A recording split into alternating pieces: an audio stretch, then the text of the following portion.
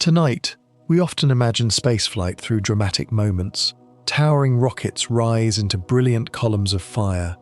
Crowds cheer as the ground trembles beneath their feet.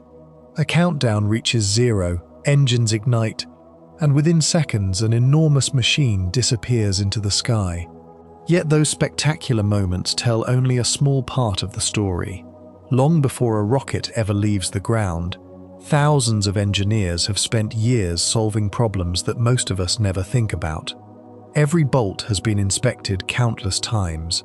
Every computer has rehearsed its instructions again and again. Every drop of fuel has been carefully calculated. Success depends not on one great invention, but on millions of small decisions working together in perfect harmony. It is easy to think that rockets succeed simply because they are powerful. Power certainly matters, but raw force alone has never been enough to reach space. A spacecraft must also overcome gravity, survive crushing vibrations, endure freezing darkness and intense sunlight, carry everything it needs without becoming impossibly heavy, and continue operating for years without anyone ever touching it again. Perhaps the most remarkable part is that none of these challenges are solved through magic or impossible technology. They are solved through the quiet, dependable laws of nature, the same laws that cause a balloon to drift across a room, a stone to fall toward the ground, or a swimmer to move forward by pushing water behind them. Throughout this journey, we will discover that a spacecraft is far more than a machine built to travel upward. It is a carefully balanced system where every kilogram matters, every second counts, and every decision made on Earth echoes across millions of kilometers of empty space. Along the way, we will explore why rockets produce such astonishing power, why they consume enormous amounts of fuel, why orbit is not simply a destination, but a delicate balance of motion, and why keeping a spacecraft alive in space often proves even more difficult than launching it in the first place. We'll also uncover why space exploration remains one of humanity's most expensive endeavors, not because rocket fuel is unimaginably costly, but because reliability, precision, and patience demand years of work long before a mission ever begins. By the end of our journey, the spectacular launches we see on television may look very different. Instead of witnessing an explosion carrying a spacecraft toward the sky, we may begin to see something far more beautiful, one of humanity's greatest demonstrations of careful planning, scientific understanding, and quiet determination. So, as our story begins, let us return to the launch pad, where an enormous vehicle waits in complete stillness. Within a few minutes, it will attempt something that has challenged engineers for generations. Before we can understand where a spacecraft is going, we first need to understand the simple idea that allows it to leave Earth at all. Imagine holding an inflated balloon in your hands. Now picture releasing it without tying the opening closed. The air rushes out in one direction, while the balloon darts wildly in the opposite direction. It twists, spins, and bounces unpredictably around the room, driven entirely by the escaping air inside it.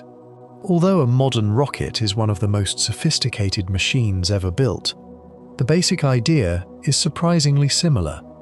Instead of air escaping from a balloon, a rocket throws an enormous stream of extremely hot gas downward at tremendous speed.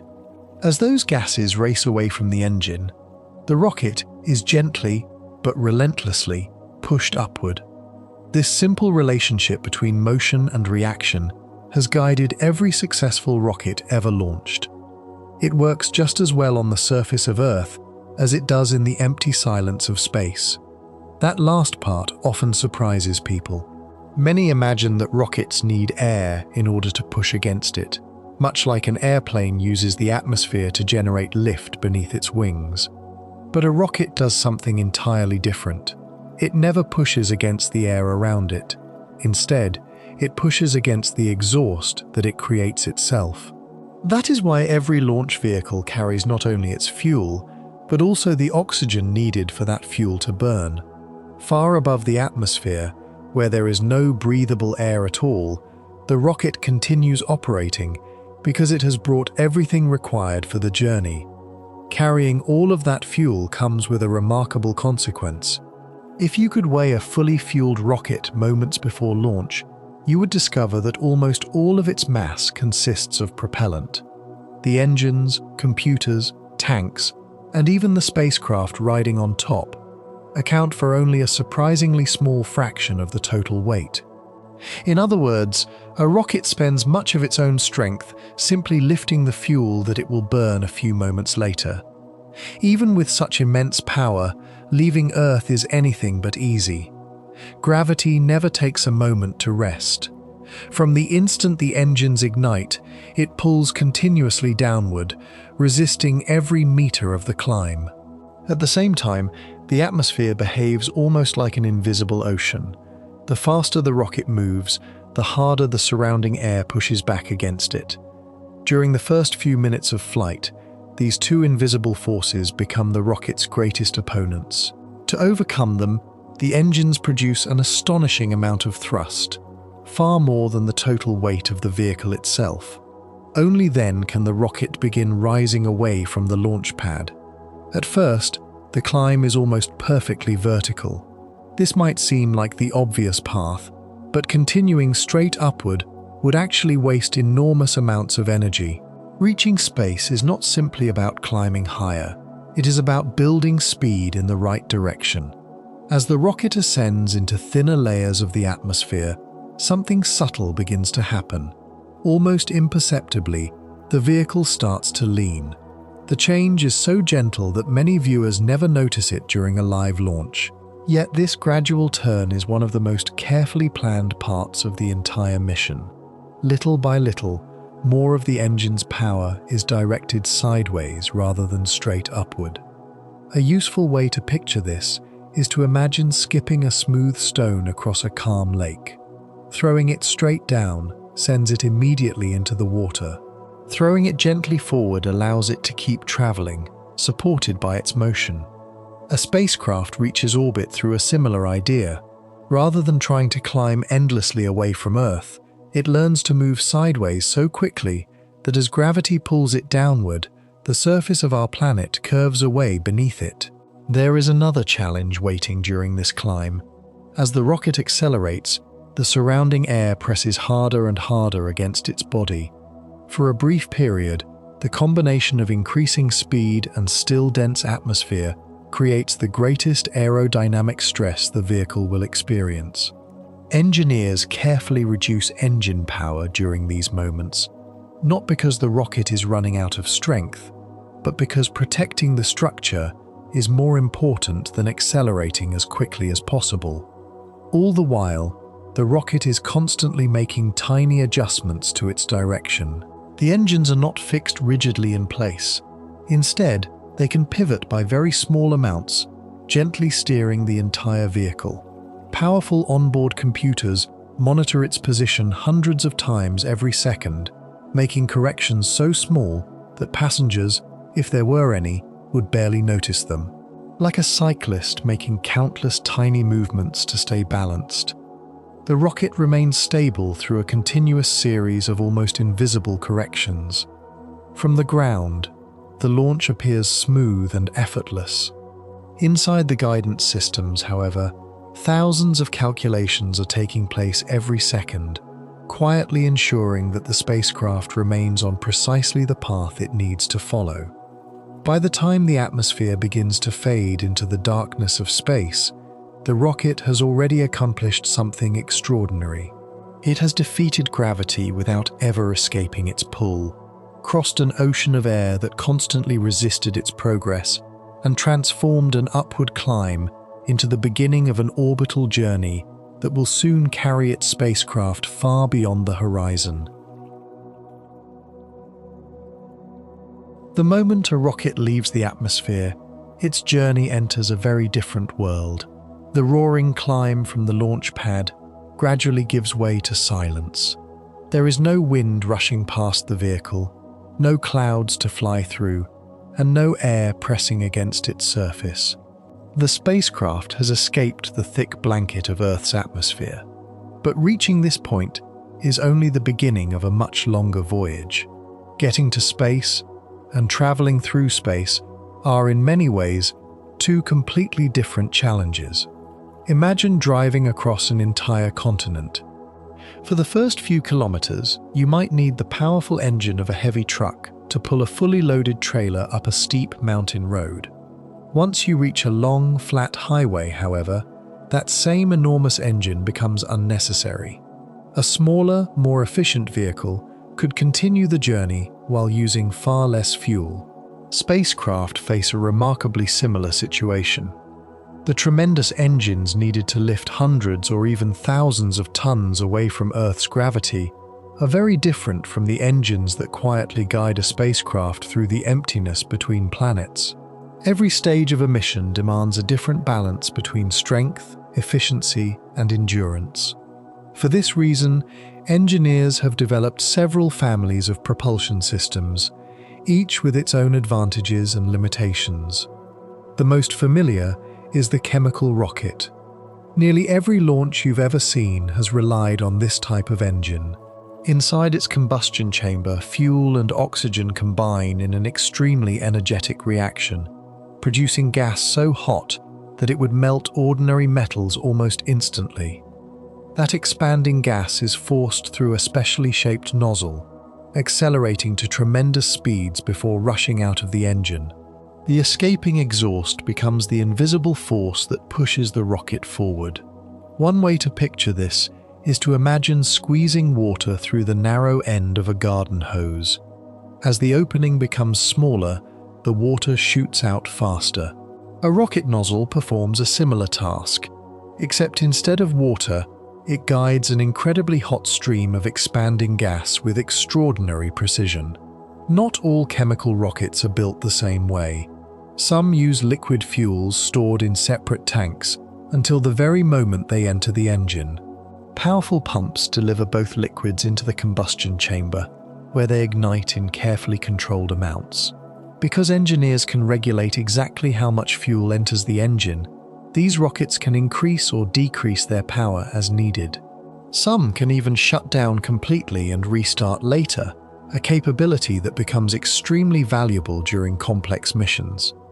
This flexibility makes liquid engines the preferred choice for many modern launch vehicles and deep space missions. Other rockets take a much simpler approach. Instead of storing liquids, they contain a solid block of fuel with the oxidizer already mixed inside. Once ignited, the fuel burns steadily until it is completely consumed. A useful comparison is the difference between a gas stove and a large firework. A gas stove allows you to adjust the flame whenever you wish. A firework, once lit, follows its course until the fuel is gone. Solid rocket motors behave much the same way. Although they offer far less control, they are incredibly reliable and capable of producing enormous thrust almost instantly. That is why they are often used to provide extra power during the first moments of launch, when a rocket must fight hardest against Earth's gravity. Between these two approaches lies another interesting design. Hybrid rocket engines combine a solid fuel with a liquid oxidizer.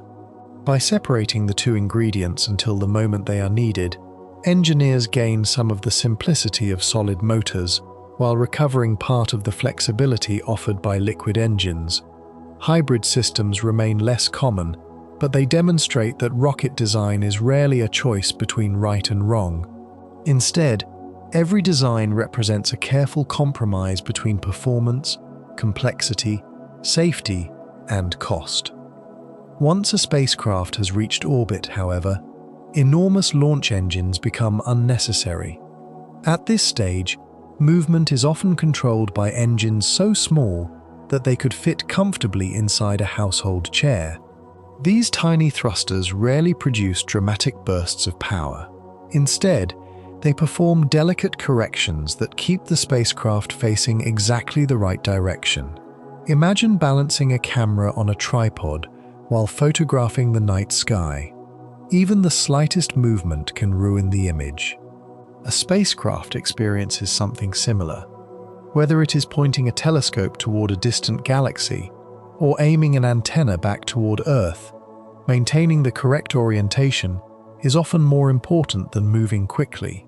Some spacecraft accomplish these adjustments by releasing small amounts of compressed gas. Others use liquid propellants that decompose into hot gas when they pass through a special catalyst.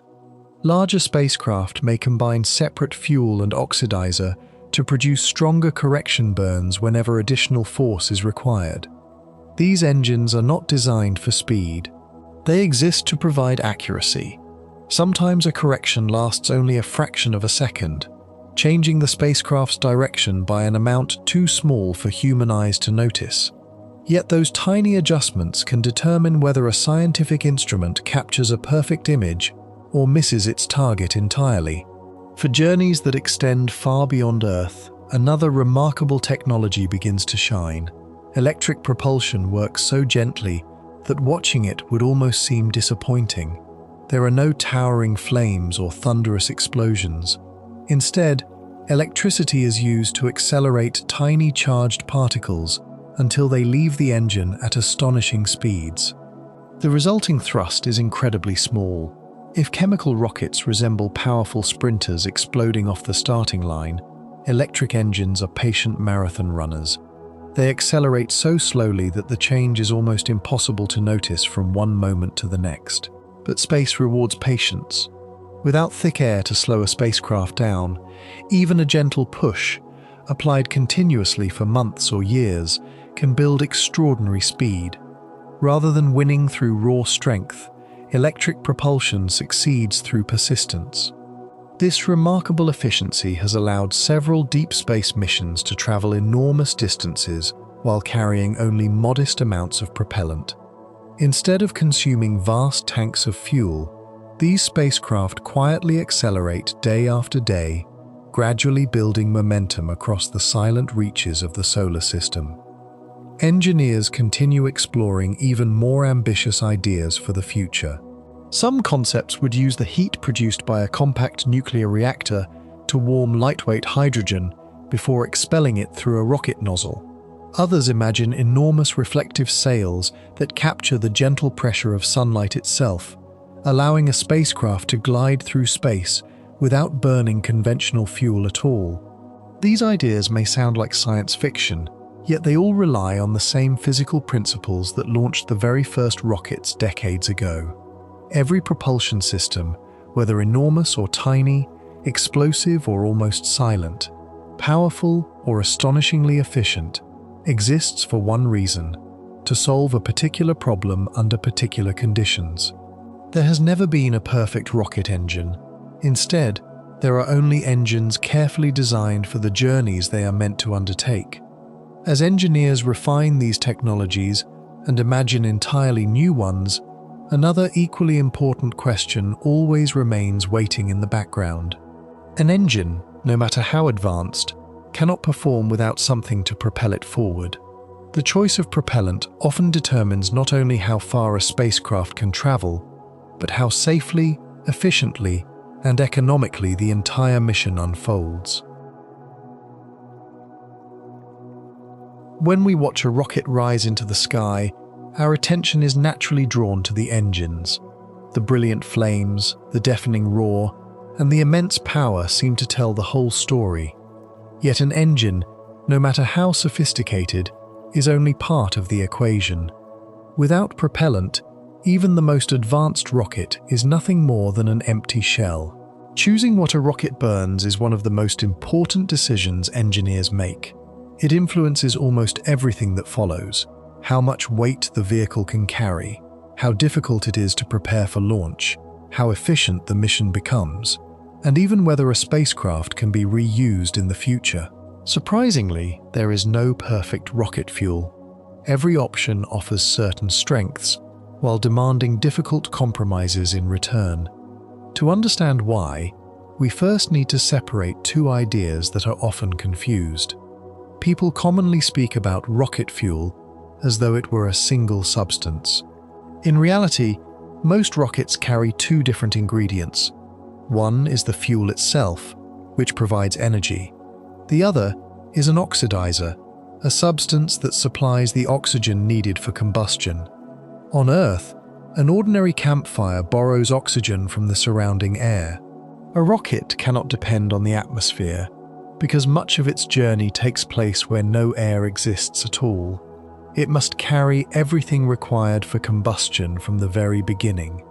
That simple requirement explains why rockets become so incredibly heavy before launch. One of the oldest and most dependable rocket fuels is a highly refined form of kerosene. Although engineers often give it a short technical name, it can be thought of simply as an exceptionally pure version of the fuel once used in lamps and early aircraft. It is dense, stable, and relatively easy to store. Because it contains so much energy in a compact volume, rockets using this fuel can lift enormous payloads without requiring excessively large tanks.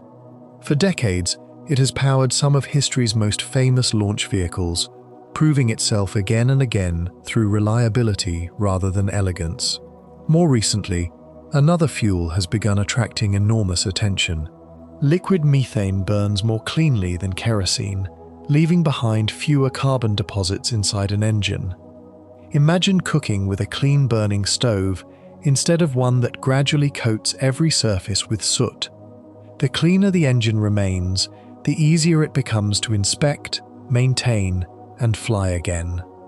That advantage makes methane especially attractive for reusable rockets designed to launch repeatedly rather than only once.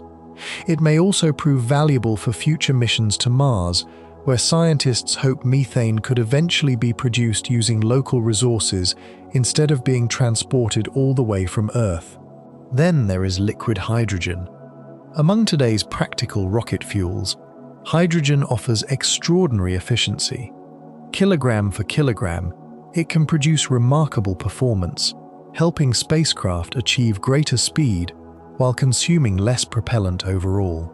Its advantages, however, come with equally remarkable difficulties. Hydrogen is the lightest element in the universe. Although that sounds beneficial, it actually creates a surprising problem. Because hydrogen is so light, enormous tanks are needed to store enough of it for a mission. Those tanks must also remain unimaginably cold, colder than almost any natural environment found on Earth. Keeping hydrogen in liquid form is rather like trying to carry a snowball across a desert without letting it melt. Every minute requires careful insulation, continuous monitoring, and meticulous preparation. Even then, a small amount slowly warms and turns back into gas. For this reason, launch teams often wait until very close to liftoff before filling a rocket with its coldest propellants. Loading them too early would simply allow more of the precious liquid to gradually disappear. Not every spacecraft requires such complicated systems. Some missions rely on a very different kind of propellant. Certain fuel combinations ignite the instant they touch each other, without needing a spark or an ignition system of any kind. Imagine striking a match that lights itself before you even scrape it. Although these substances demand extremely careful handling, their ability to start reliably makes them particularly useful for spacecraft that may need to restart their engines months or even years after launch. When absolute reliability matters more than maximum efficiency, these self-igniting propellants become an excellent choice. Solid propellants take an even simpler approach. Instead of storing separate liquids inside tanks, both ingredients are mixed together into a single solid material before launch. Once ignited, the entire block burns steadily until nothing remains. There are no pumps, no moving valves, and very few mechanical parts to fail. This simplicity explains why solid rocket motors are often chosen whenever dependable, immediate thrust is required. Their disadvantage, of course, is that they cannot simply be turned off once the process has begun. Far beyond Earth, another substance quietly plays an important role. Many electric propulsion systems use xenon, a heavy, colorless gas that is normally found only in tiny amounts within Earth's atmosphere. Its atoms are particularly well suited for electric engines because they are heavy enough to transfer momentum efficiently while remaining chemically stable. Instead of producing towering flames, these engines gently accelerate countless xenon atoms to tremendous speeds, creating a steady push that can continue for months without interruption. The propellants themselves present only part of the engineering challenge. Keeping them under control is an equally remarkable achievement. Rocket engines operate at temperatures so extreme that ordinary metal would soften or melt within moments. Rather than allowing the engine to overheat, engineers often send the fuel on a remarkable journey before it ever reaches the combustion chamber. The liquid flows through tiny channels surrounding the hottest parts of the engine, absorbing excess heat along the way. By the time it finally enters the chamber, it has already cooled the engine that is about to burn it. It is an elegant solution. The fuel protects the engine first, and only afterward becomes part of the fire itself. Inside the tanks, another invisible challenge quietly unfolds. Unlike water resting in a glass on a kitchen table, rocket propellant is constantly shifting as the vehicle accelerates, turns, and vibrates. The liquid can surge from one side of the tank to the other, creating waves that affect the spacecraft's balance. To reduce this motion, engineers install carefully designed internal structures that calm the movement of the liquid, much like the partitions inside a travel mug help prevent coffee from splashing while you walk. Even with careful planning, mission controllers rarely intend to use every last drop of propellant. A spacecraft usually carries a small reserve throughout its mission. These remaining supplies may be needed for unexpected course corrections, gentle adjustments to maintain the proper orbit, or unforeseen situations that no one can fully predict before launch. In space, having a little extra fuel often means having a little extra time to solve a problem. The choice of propellant, then, is never simply about producing the biggest flame. It is a delicate balance between power and efficiency, simplicity and complexity, storage and safety, immediate performance and long-term reliability. Every mission tells that story differently. As remarkable as these fuels may be, however, they all share one unavoidable limitation. No matter how carefully engineers select the propellant, every kilogram burned today is one less kilogram available tomorrow. Managing that limited supply becomes one of the greatest challenges in all of spaceflight, and it shapes nearly every decision made after the countdown reaches zero. By the time a rocket disappears into the darkness above Earth's atmosphere, one fact becomes impossible to ignore. Most of the vehicle that stood on the launch pad only a few minutes earlier no longer exists. The towering columns of propellant have been consumed. The empty first stage has already fallen away. Even the protective shell that surrounded the spacecraft has been discarded. What remains is only a small fraction of the machine that began the journey. At first glance, this seems almost unbelievable. Why should reaching space require burning so much fuel? The answer begins with a simple idea that affects every traveler, whether crossing a city or crossing the solar system. Imagine preparing for a long hike across a remote mountain range. You pack enough food for the entire trip, but now your backpack has become heavier.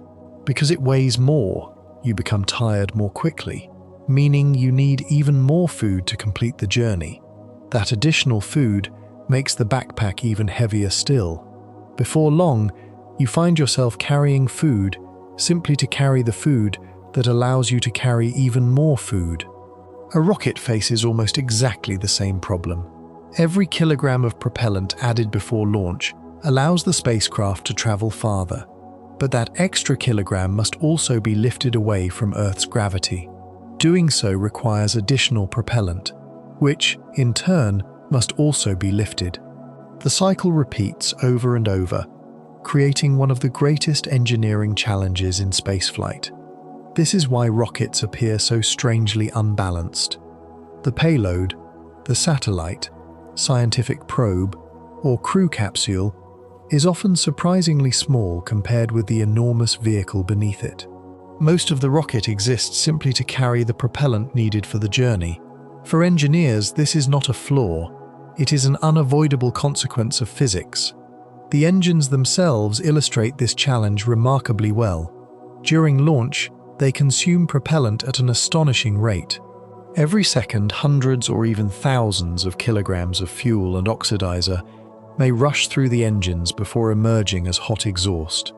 It is rather like opening the floodgates of a massive reservoir. The flow is so great that the rocket's weight changes continuously throughout the climb. Minute by minute, it becomes lighter, allowing the same engines to accelerate it more effectively than they could only moments before. But simply burning more propellant is not always the best solution. Imagine two cars beginning a cross-country journey. One has an enormous engine that consumes fuel rapidly. The other has a smaller engine that uses fuel much more efficiently. Although the first car accelerates more quickly, the second may ultimately travel much farther before needing to refuel. Rocket engines can be compared in much the same way. Some engines are designed to produce extraordinary thrust for a short period, making them ideal for escaping Earth's gravity.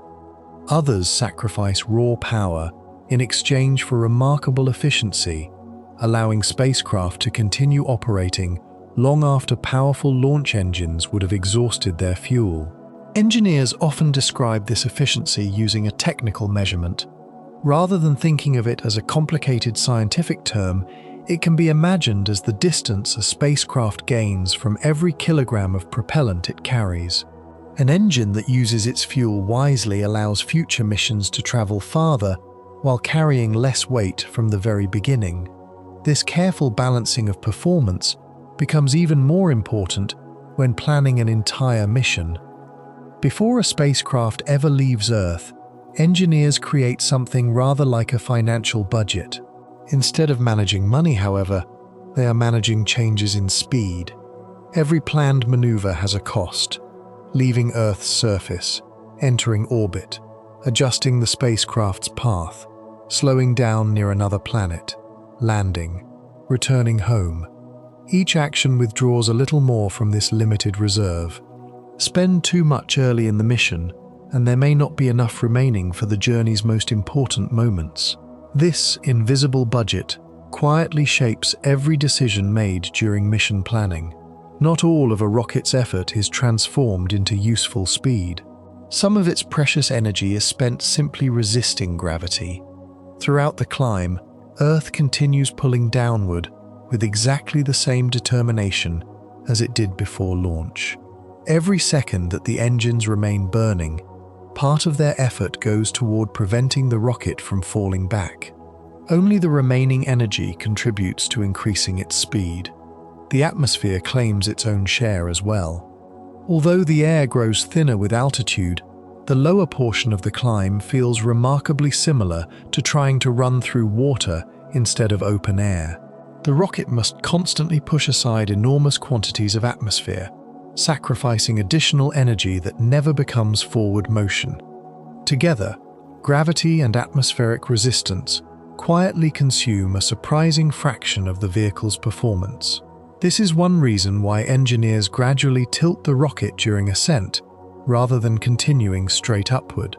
Building sideways speed as early as possible allows the spacecraft to spend less time fighting gravity directly and more time creating the motion it truly needs. Eventually, another clever solution comes into play. As soon as one stage has emptied its propellant, it has little value remaining.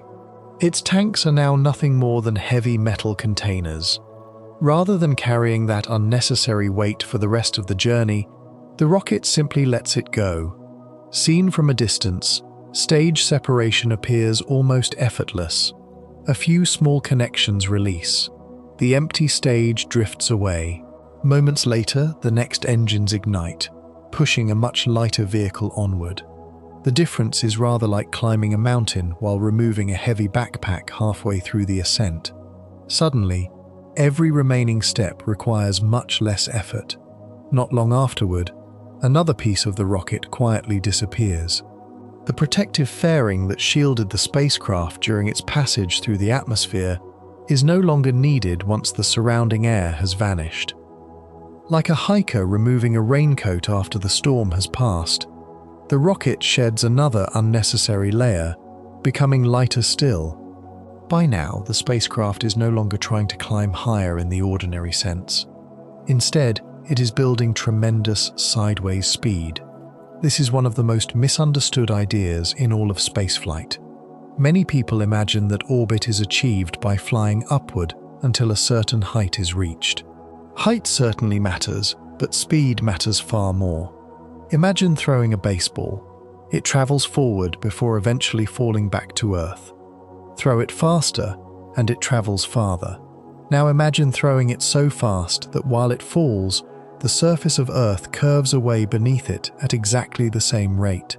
The ball never truly reaches the ground. It continues falling endlessly around the planet. That is what an orbit really is. Not the absence of gravity, but a beautiful balance between gravity and motion. Leaving Earth entirely requires even more speed than entering orbit. Fortunately, many missions never need to achieve that greater velocity. Remaining in orbit allows satellites to observe our planet, astronauts to live aboard space stations, and telescopes to peer into the distant universe without escaping Earth's gravitational influence altogether. Every kilogram of propellant burned during launch ultimately serves one purpose. It buys motion.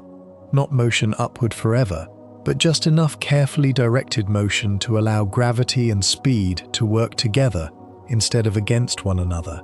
It is an elegant compromise, one that has carried humanity from the first tentative steps into orbit to the edge of interstellar space. Long before anyone begins counting down from 10, a space mission has already been underway for years. The launch may last only a few minutes, but those brief moments represent the final pages of a story that began inside quiet factories, clean rooms, laboratories, and engineering offices scattered across the world. Unlike an ordinary vehicle, a spacecraft cannot simply be repaired if something goes wrong after departure. A mechanic cannot drive to an orbit hundreds of kilometers above Earth. No technician can replace a damaged wire millions of kilometers from home. Everything must work correctly the very first time. That simple reality shapes every stage of preparation. The spacecraft itself usually begins life as thousands of separate components. Tiny electronic circuits, solar panels, fuel tanks, scientific instruments, communication antennas, computers, cameras, and structural supports are all manufactured individually before gradually becoming part of a single machine. Each piece undergoes its own inspections long before it ever meets the others. Eventually, engineers begin assembling these components inside carefully controlled clean rooms. The air is continuously filtered. Temperature and humidity remain remarkably stable. Even microscopic dust particles are treated as potential threats. A grain of dust trapped inside a sensitive instrument may seem insignificant, yet in space, where no one can clean or repair the equipment, even tiny contaminants can create unexpected problems years later. Working inside these facilities often resembles surgery more than construction. Technicians wear protective suits that cover almost every part of their bodies. Not because the spacecraft is dangerous to people, but because people themselves can accidentally contaminate the spacecraft. After assembly comes one of the least visible, yet most important phases of the entire mission: testing. Engineers deliberately expose the spacecraft to conditions far more hostile than those found in everyday life. Powerful vibration systems shake the vehicle with forces similar to those produced during launch. Massive speakers generate sound levels so intense that ordinary conversation would be impossible nearby. The goal is simple. If something is loose, weak, or poorly secured, it is far better to discover the problem inside a laboratory than several minutes after liftoff. The spacecraft must also prove that it can survive conditions impossible to recreate naturally on Earth's surface. Inside enormous testing chambers, nearly all of the air is removed. Powerful heating systems imitate direct sunlight. Cooling systems reproduce the freezing darkness of deep space.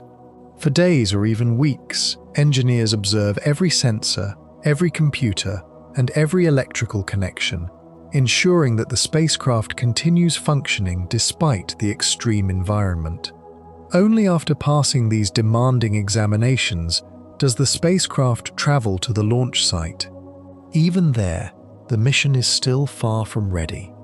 The launch vehicle has been assembled separately, often inside towering buildings large enough to shelter structures taller than many city skyscrapers.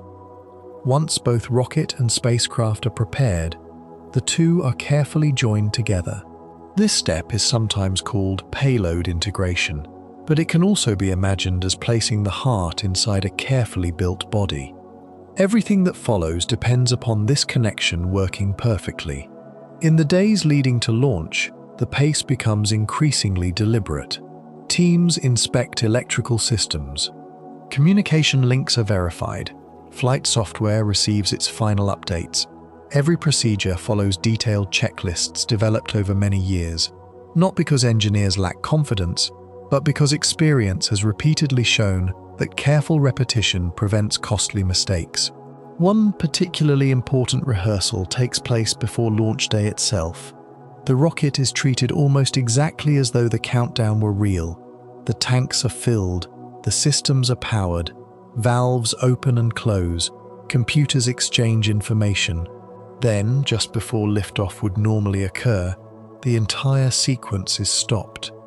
This full-scale practice allows engineers to identify small problems while there is still time to solve them calmly rather than during the actual launch. Only after these rehearsals have succeeded does the real countdown begin. Hours before sunrise, or sometimes late into the evening, launch teams slowly begin loading propellant into the rocket. For some fuels, this process is relatively straightforward. Others must remain unbelievably cold, so cold that frost gradually forms across the outside of the rocket, despite the surrounding air being much warmer. From a distance, the vehicle almost appears alive, quietly breathing white clouds as tiny amounts of vapor escape through carefully designed venting systems. These drifting clouds are perfectly normal. They are not signs that the rocket is malfunctioning. They simply reveal the enormous temperature difference between the cryogenic propellants inside the tanks and the air surrounding the vehicle. Meanwhile, another factor remains completely beyond human control: the weather. Even the most advanced spacecraft cannot argue with nature. Strong winds at high altitude, lightning nearby, heavy rain, unexpected clouds. Any one of these conditions may delay a launch. To many spectators, postponement feels disappointing. To engineers, however, patience is often the safest decision. A mission delayed by one day is infinitely preferable to a mission lost forever.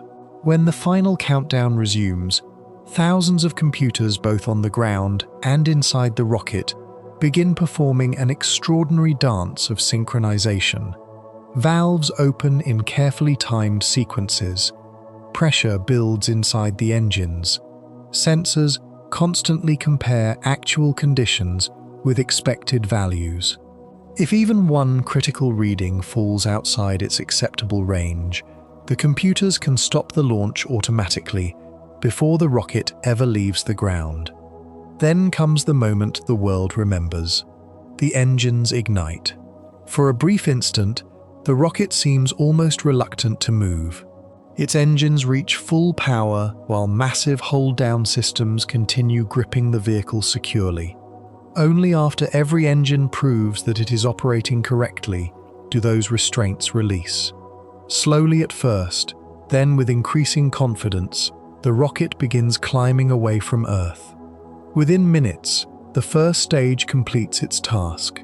Having consumed nearly all of its propellant, it separates cleanly and falls away. Almost immediately, the next stage ignites. continuing the journey with a vehicle that has suddenly become much lighter. Soon afterward, the protective fairing surrounding the spacecraft quietly separates as well.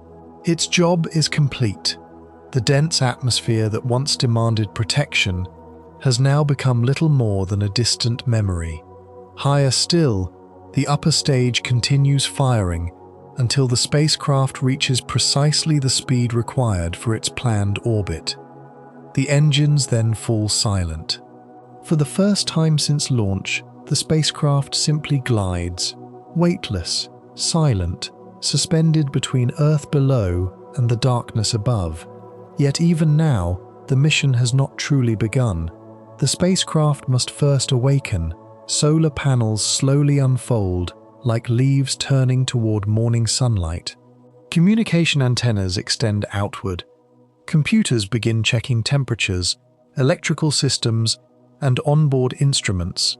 One by one, every system reports its health back to mission controllers waiting on Earth. Some spacecraft remain in this initial orbit only briefly. Using small onboard engines, they gradually raise their altitude over the following days or weeks until reaching their final destination. Others begin scientific observations almost immediately, opening cameras, telescopes, or antennas that have waited patiently through years of development for this very first opportunity to see the universe. For everyone watching the launch, the mission seemed to begin when the engines ignited.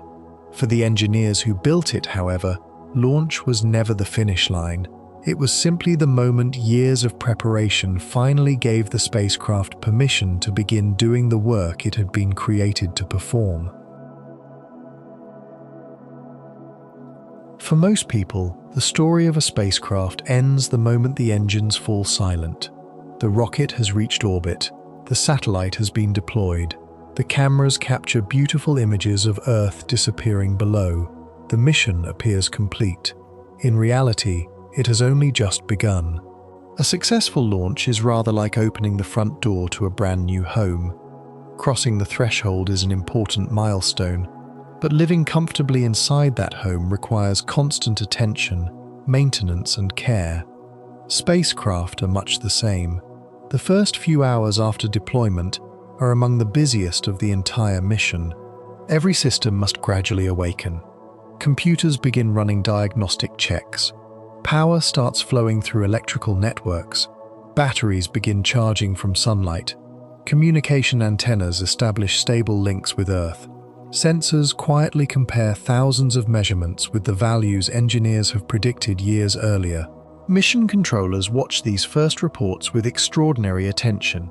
Each successful signal is a small reassurance that another part of the spacecraft has survived its difficult journey. The process resembles the first medical examination after a long and complicated operation. Doctors do not simply look once and declare everything perfect. Instead, they carefully monitor heartbeat, breathing, temperature, and countless other signs before allowing themselves to relax. Engineers approach newly launched spacecraft with the same patience. Only after every major system proves healthy does the mission begin its true purpose. For some spacecraft, that purpose is observing Earth. They monitor forests, oceans, weather systems, and changing climates. Others spend years listening to distant galaxies, studying the sun, exploring neighboring planets, or searching for clues about worlds that may orbit distant stars. No matter the destination, every observation depends on one surprisingly delicate task. The spacecraft must always know exactly where it is pointing. Imagine trying to photograph a single candle from several kilometers away while standing on a moving train. Even the slightest movement would blur the image. Now imagine attempting the same photograph across millions of kilometers of empty space. That level of precision is often required for modern scientific missions. To maintain such accuracy, spacecraft make countless tiny adjustments throughout their lives. Small thrusters briefly fire for fractions of a second. Sometimes spinning wheels hidden inside the spacecraft rotate faster or slower. gently changing its orientation without using any fuel at all. These movements are almost invisible, yet they keep telescopes locked onto distant galaxies and communication antennas pointed steadily toward Earth. Remaining in the correct orbit requires similar attention. Many people imagine that once a satellite reaches orbit, it stays there forever. The truth is far more dynamic. Even hundreds of kilometers above Earth, the atmosphere has not disappeared completely. Tiny traces of air remain, almost unimaginably thin, but still capable of slowing a spacecraft ever so slightly. Day after day, month after month, this gentle resistance gradually lowers its orbit. To compensate, small engine burns occasionally restore the lost altitude. The adjustments are modest, yet without them, many satellites would slowly spiral downward until they eventually re-enter Earth's atmosphere. Farther away, satellites placed above the equator face a different challenge. Their goal is to remain fixed above the same point on Earth's surface, allowing television broadcasts, weather observations, and communications to continue without interruption. Although these satellites travel at exactly the right speed, the gravitational influence of the Moon, the Sun, and even the slightly uneven shape of Earth continuously nudges them away from their ideal positions. From time to time, gentle corrections guide them back where they belong. Keeping a spacecraft healthy also means protecting it from an environment unlike any found on Earth. There is no atmosphere to soften sunlight, no weather to scatter radiation, no magnetic shield in many regions of space. Powerful particles from the Sun regularly stream outward across the solar system. Most of the time, they pass harmlessly by. Occasionally, however, the Sun erupts with enormous bursts of energy that flood space with radiation. These events, commonly known as solar storms, can interfere with communications, temporarily confuse electronic systems, or gradually wear down sensitive components over many years. Mission controllers watch the Sun almost as carefully as they watch their spacecraft.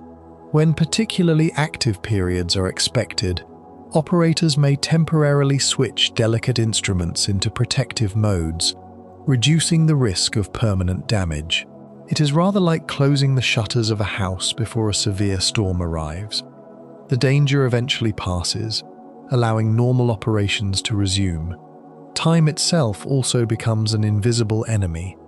Every spacecraft ages. Extreme temperature changes cause materials to expand and contract thousands of times. Radiation slowly alters electronic circuits. Mechanical parts wear with repeated use. Solar panels become a little less efficient every year. Even batteries gradually lose some of their ability to store energy. None of these changes happen suddenly. Instead, they accumulate quietly over many years. One of the remarkable achievements of modern engineering is that many spacecraft continue operating long after their original design lifetimes have expired. Some missions planned for only a few years have continued returning valuable scientific discoveries for decades. This longevity rarely happens by accident. Throughout a mission, engineers regularly update onboard software, improving performance, correcting unexpected problems, and adapting the spacecraft to conditions that no one could fully anticipate before launch. In many ways, a spacecraft continues learning long after leaving Earth, not because the machine changes itself, but because the people guiding it continue finding better ways to use it. Occasionally, space presents challenges that no amount of planning can completely avoid. Earth is now surrounded by millions of objects, ranging from functioning satellites to tiny fragments left behind by earlier missions. Most are far too small to see with the naked eye, yet even a fragment no larger than a paint chip can travel fast enough to damage sensitive equipment. To reduce these risks, organizations around the world continuously track thousands of objects orbiting our planet. When a potential close approach is detected, mission controllers carefully calculate whether a small change in orbit is necessary. If the risk becomes significant, the spacecraft performs a brief maneuver shifting its path by a surprisingly small distance before quietly continuing its work. Many of these avoidance maneuvers change the orbit by only a tiny amount, yet they can prevent collisions that might otherwise end a mission and create even more debris for future spacecraft. As the number of satellites continues growing, these careful decisions are becoming an increasingly important part of everyday mission operations. Fortunately, engineers are no longer working alone. Modern spacecraft carry increasingly sophisticated onboard computers capable of monitoring temperatures, voltages, communication systems, and countless other measurements without constant human supervision. Instead of waiting for engineers on Earth to notice every small irregularity, many spacecraft can now recognize developing problems themselves, automatically switching to safe operating modes until ground controllers determine the best course of action. This growing partnership between human experience and onboard automation allows missions to become more reliable while reducing the workload placed upon control teams. Even so, every spacecraft still depends on people. Behind every image returned from Mars, every weather forecast created from satellite observations, and every breathtaking photograph captured by a space telescope stands a quiet community of engineers, scientists, software specialists, communication experts, and mission operators working together day after day. Their work rarely appears on television. There are no dramatic countdowns, no roaring engines, no brilliant flames. Instead, there is something quieter, but perhaps even more remarkable. Year after year, they guide machines that may be hundreds, thousands, or even millions of kilometers away, keeping them healthy, productive, and ready to continue exploring places that no human hands can ever reach. When people hear that a single space mission can cost hundreds of millions, or sometimes even billions of dollars, one question naturally comes to mind. Why is it so expensive? After all, a rocket burns for only a few minutes. Once it reaches orbit, the engines fall silent. Surely most of the cost cannot come from those brief moments alone. And indeed, it does not. The rocket that rises into the sky is only the most visible part of an immense undertaking. Rather like seeing the tip of an iceberg, what appears above the surface represents only a small fraction of everything hidden beneath. Long before the countdown begins, thousands of people have already devoted years of work to making that launch possible. Every spacecraft starts as an idea. Scientists define the mission. Engineers explore possible designs. Specialists simulate countless scenarios, asking the same question again and again. What could possibly go wrong? This process may continue for years before the first piece of metal is ever manufactured. Unlike ordinary consumer products, spacecraft cannot rely on quick repairs after they have been delivered.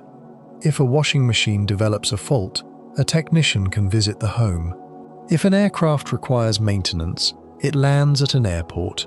A spacecraft traveling around another planet has no such luxury. Every critical system must function correctly from the beginning, because, in many cases, there will never be another opportunity to touch it again. That requirement transforms the entire philosophy of engineering. Instead of asking whether a design is good enough, engineers ask whether it is reliable enough to survive conditions no ordinary machine will ever experience. The materials themselves reflect this challenge. Components must tolerate violent vibrations during launch, the freezing darkness of space, intense sunlight, powerful radiation, and years of continuous operation without routine maintenance. Many ordinary materials simply cannot survive such conditions. Others must be manufactured with extraordinary precision, often in relatively small quantities. Unlike everyday electronics produced by the millions, spacecraft components are usually built in far smaller numbers. Without the advantages of mass production, each part naturally becomes much more expensive. Reliability extends beyond individual components. Critical systems are often duplicated. Sometimes they are even triplicated.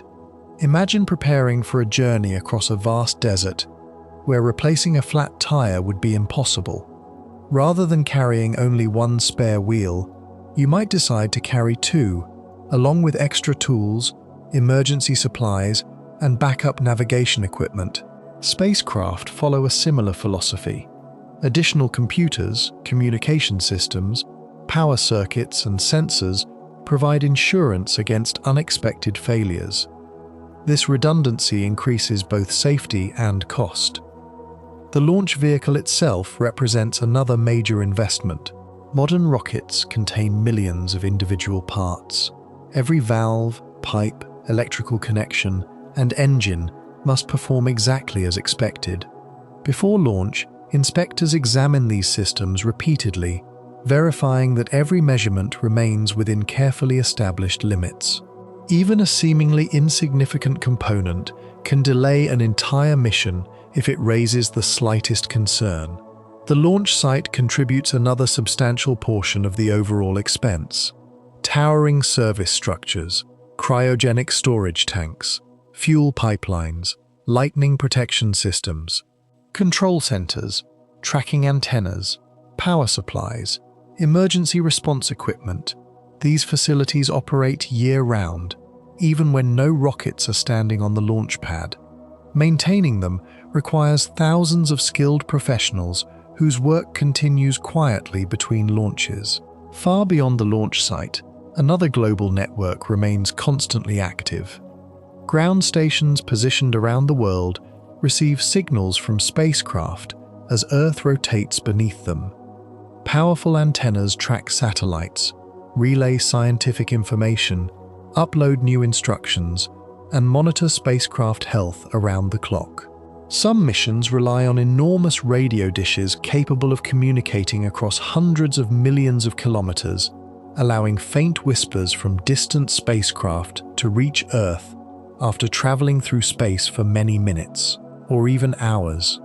Without this worldwide communication network, many missions would become effectively blind and silent soon after launch.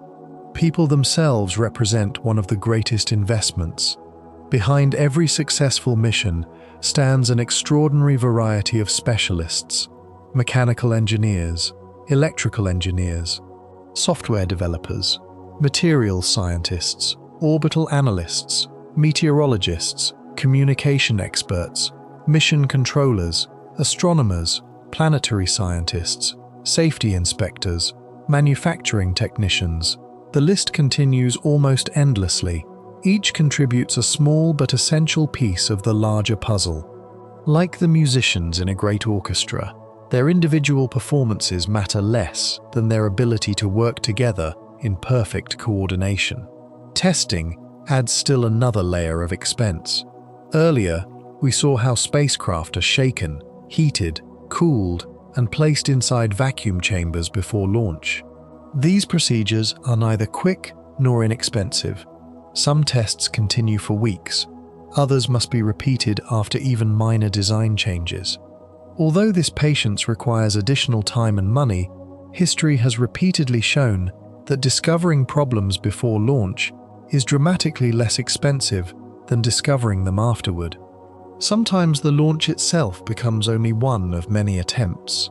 Weather may refuse to cooperate. Strong upper-level winds, lightning, unexpected technical readings.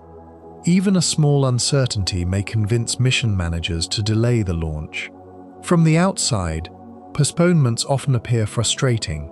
Behind the scenes, they demonstrate an important principle of spaceflight. Patience is usually cheaper than failure. A single additional day of preparation may prevent the loss of equipment worth hundreds of millions of dollars. Fortunately, the economics of spaceflight have begun changing in recent years. For much of the space age, rockets were treated rather like disposable fireworks. They performed their mission once before falling into the ocean or burning up in the atmosphere. Imagine buying a brand new passenger aircraft for every individual flight. Commercial aviation would become unimaginably expensive. Engineers naturally wondered whether rockets could someday be treated differently. The answer gradually emerged through reusable launch systems. Instead of allowing the first stage to fall into the sea, some modern rockets guide themselves back toward Earth. Moments after separating from the upper stage, they reignite their engines, carefully slowing their descent before landing upright with astonishing precision. Watching such a landing almost feels like watching a scene played backward. The enormous booster that moments earlier was racing toward space now returns under complete control, ready to be inspected, refurbished, and prepared for another mission. Reuse, however, does not mean instant savings. Every recovered stage must undergo detailed examinations. Engineers inspect engines, replace worn components, verify structural integrity, review flight data.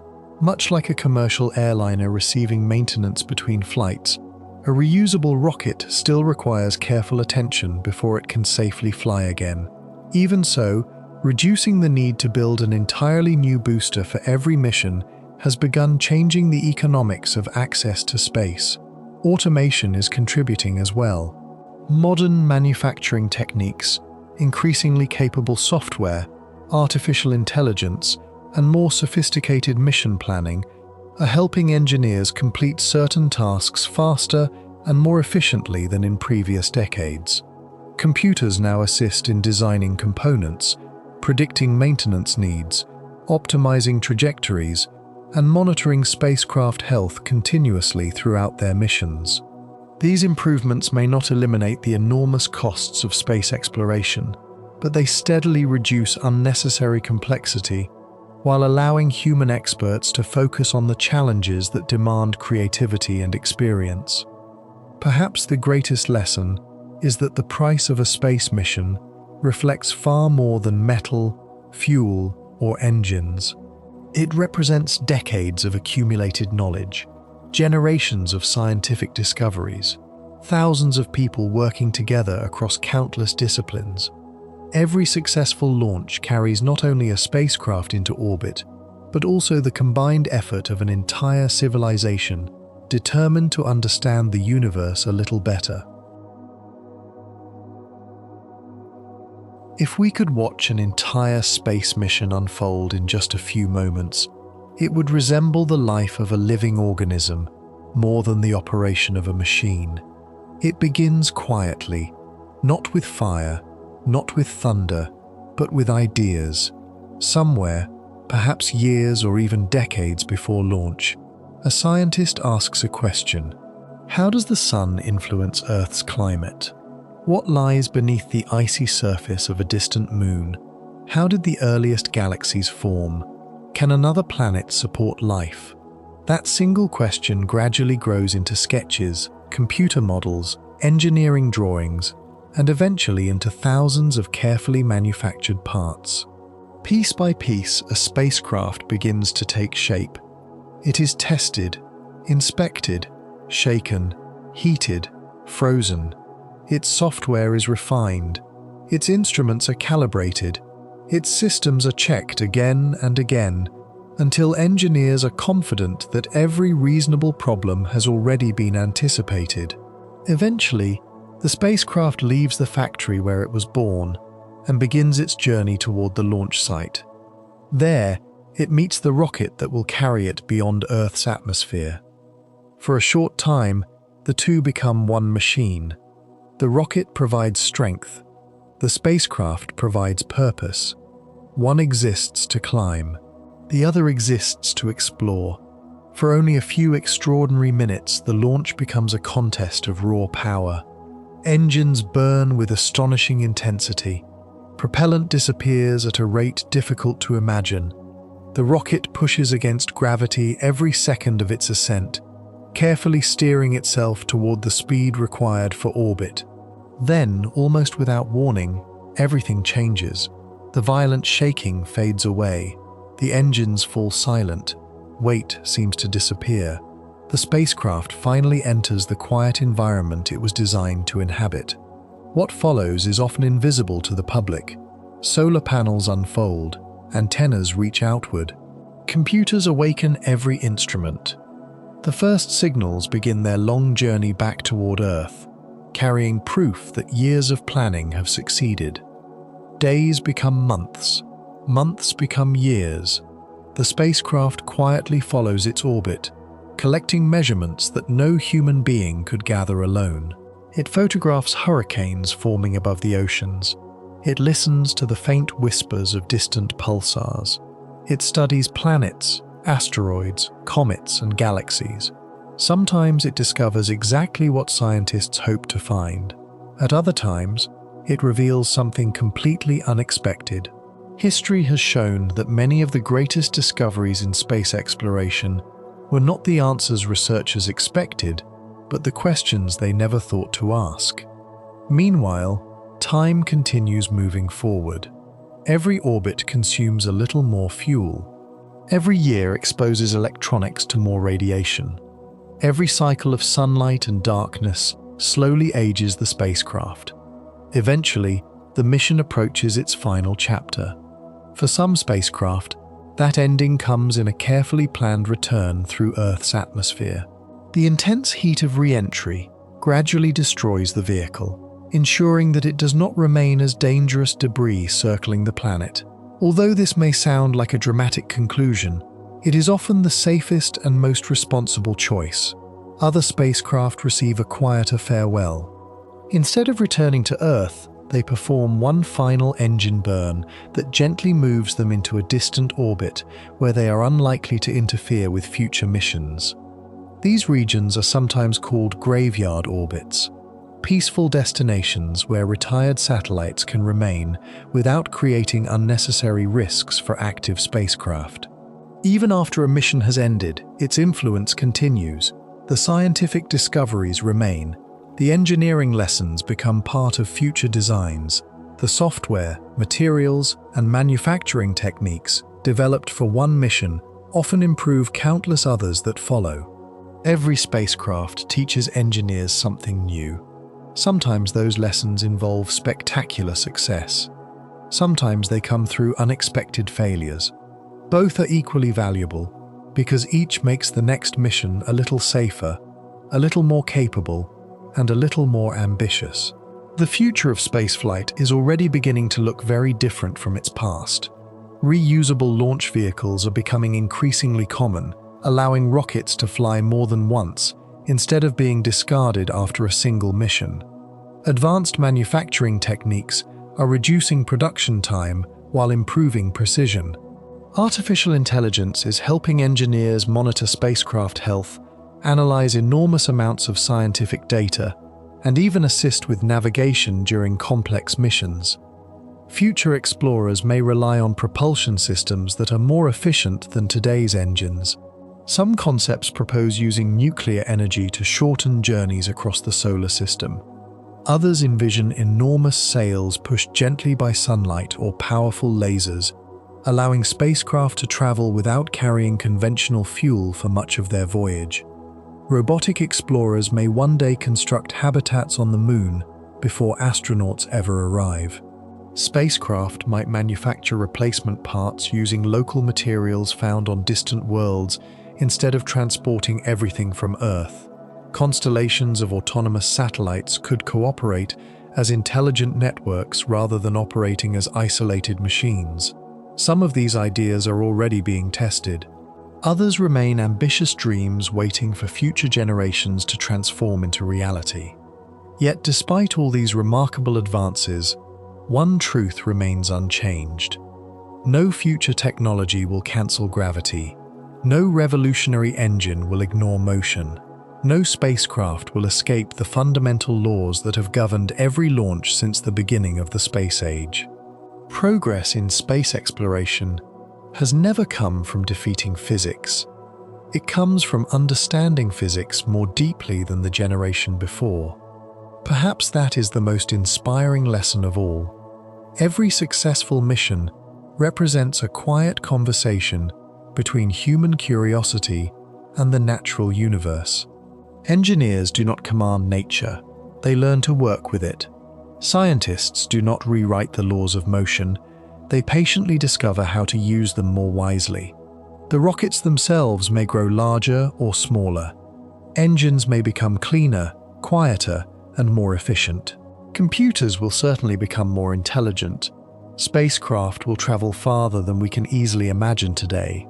Yet every one of those future journeys will still begin with the same simple principle we explored at the very beginning of this story. A spacecraft moves forward because it sends something behind it. From that beautifully simple idea has grown an extraordinary adventure, one that has carried humanity from the first tentative steps into orbit to robotic explorers crossing the vast darkness between the stars. And perhaps, somewhere in the years ahead, another spacecraft is already being imagined. Still nothing more than a sketch on a screen, still waiting to become metal, fire, motion, and finally, quiet discovery. Its journey, like every journey before it, will remind us that reaching space has never been merely about leaving Earth. It has always been about expanding the horizon of human understanding, one careful mission at a time.